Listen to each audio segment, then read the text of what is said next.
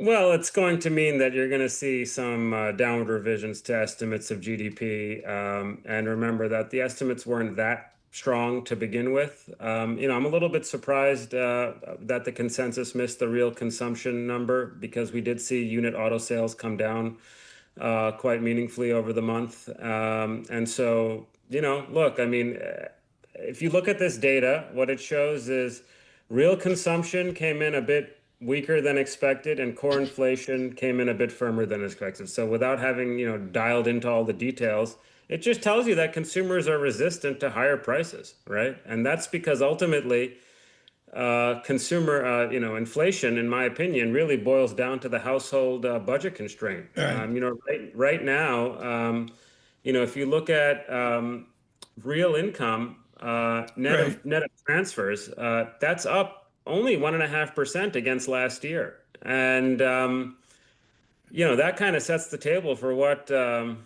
consumer spending will more or Right. less do.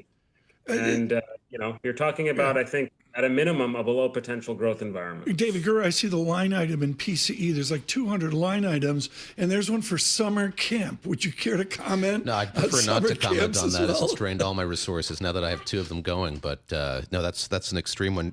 Neil, let me go back to the housing market, which you mentioned just a moment ago as one of the two things that you're kind of focusing on and suggesting, counseling us to focus on here as well.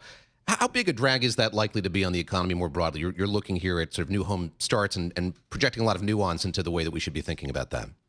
Well, sure. I mean, remember, this isn't the first time during this cycle where we've seen residential investment go down. The first time was back in 2022 when the Fed was gearing up massive, rate hiking campaigns. So they basically crushed home sales. But what was important about that period was you were still in a situation where, home units under construction were rising. Right now, you're in a situation where housing starts are running, below completions, which basically means that units under construction will continue to come down.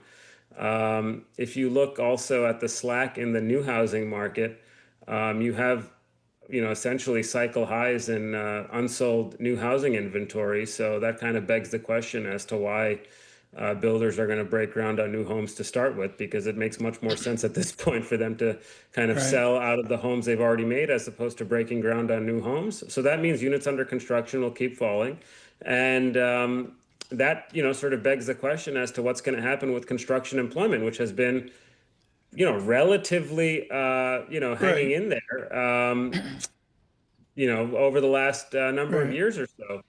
And then you talk about, home prices are declining, nationally, Right. particularly in the South and the West, which is where the builders have been making the homes. So I do think that construction activity in residential is going to be coming down, and I think that's going to have effects Yeah. on unemployment over the coming months. Neil Dutta with us with Renaissance Macro. We continue commercial free through a good part of this hour.